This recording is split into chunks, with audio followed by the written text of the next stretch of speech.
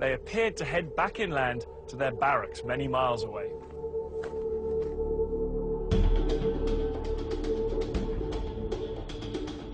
Hundreds of miles to the north, the Syrians on the Golan appeared to be doing the same. But in fact, these troops weren't withdrawing every evening. Under cover of darkness, more and more Arab soldiers were massing on both fronts. We started to train with rail ammunition. We were also told we were going to Suez. We started to take our tanks, our amphibious unit on the railroad at night only, so the civilians couldn't see.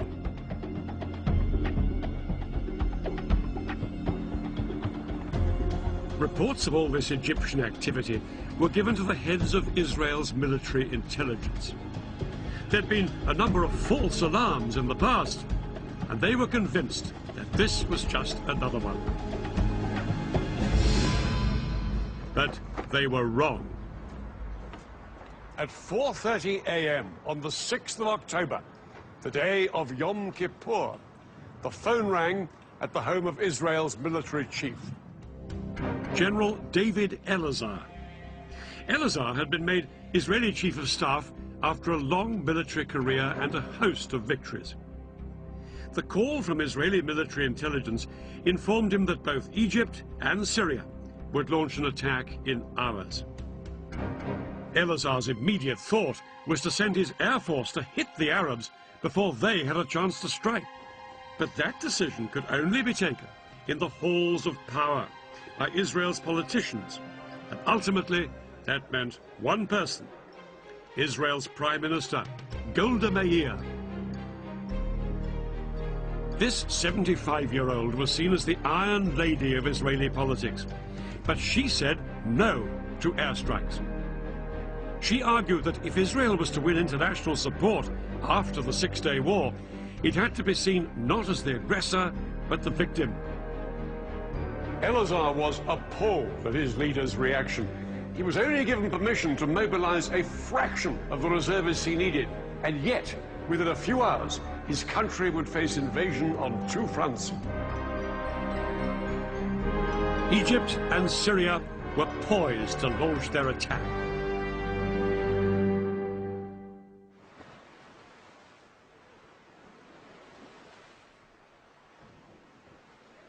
Just before 2 o'clock, the Egyptians put their part of the plan into action.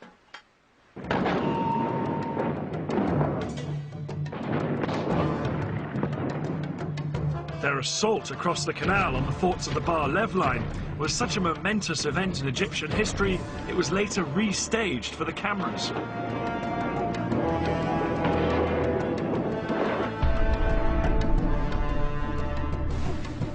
Thousands of Egypt's best-trained commandos crossed the Suez Canal in rubber dinghies. They landed on the east bank in the gaps between the forts of the Bar-Lev line. The Egyptian commandos then scrambled up the high sand ramparts. They attached rope ladders to make it easier for the soldiers following on behind them.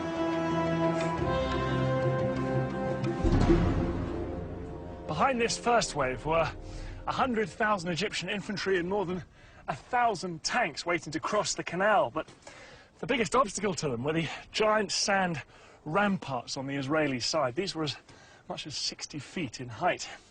It was impossible for the Egyptian tanks and heavy artillery to climb up and over them. The Egyptians experimented with using dynamite to blow holes in them, but this was found to take far too long. But then one junior engineer officer had a flash of genius. He suggested using high-pressure hoses to blast the ramparts with water from the canal.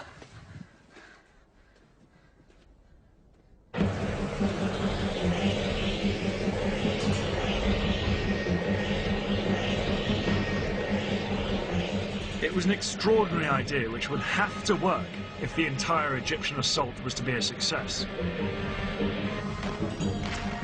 4 hours into the attack, and with fighting raging around them, the Egyptian engineers finally broke through the ramparts, and the first tanks started to pour through. I never believed I would see the day when I was in Sinai. But this was actually Sinai. I looked back at the West Bank, and all the green on the other side. And to the east, all I could see is desert. It was good feeling. The eastern bank of the canal now became a battlefield. The Israelis manning the forts sprayed machine gun fire at their Egyptian attackers to try and stem the tide. But within 2 hours, 23,000 of Egypt's infantry were on the east bank and had advanced up to 1 mile into Sinai.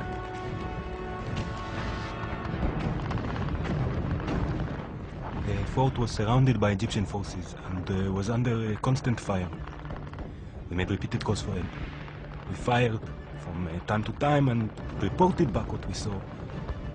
But mainly, we tried to keep up our morale. But the Israelis were sure that their air force would come to the rescue.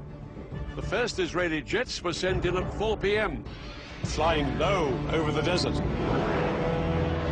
But as they approached the canal, they found themselves under attack from the ground. The Egyptian SAM missiles and anti-aircraft guns caused havoc. As Israeli planes were shot down that afternoon, it soon became clear that Egypt's elaborate air defense umbrella was working.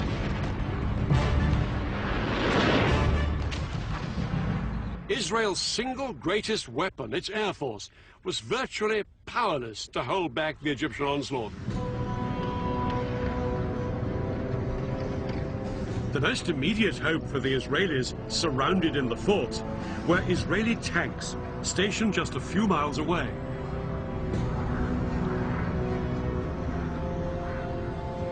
The Israeli tanks raced towards the canal. They thought they'd throw the Egyptians back as easily as they had done in 1967. But as they got closer, they found themselves coming under attack from a weapon they'd never faced before. The Saga missile.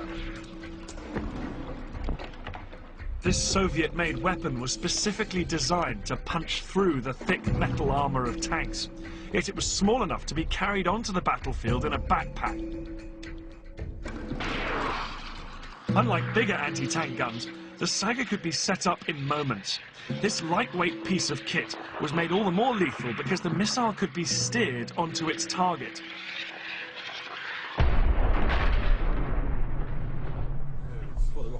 Today, Dan and I have come to the Royal Marines Commando Training Centre in Devon.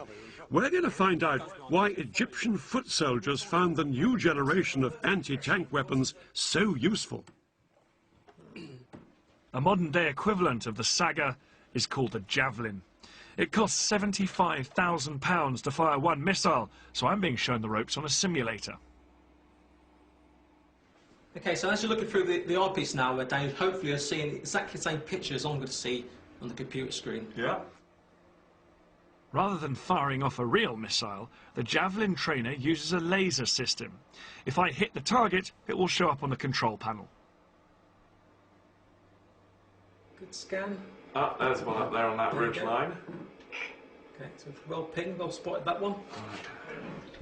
Here's another one, he's coming straight towards me, this one. Okay, so I'll make that your priority target because it's a direct threat to you. Okay. Activate the seeker and release. Right, he's going behind a few little hillocks and things, but... Okay, now we're in seeker field of view. So what you're going to do, you're going to decide to engage that vehicle. So squeeze and hold left-hand trigger.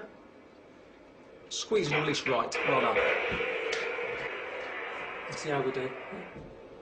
Just watching it now. Just watch it's nice it, time to do anything. Okay, so that's a good hit. Right smack centre of the top of the turret. I was ready to take the simulator out into the field. I'm aiming at a real target. That truck fitted with a laser detector that will register a hit.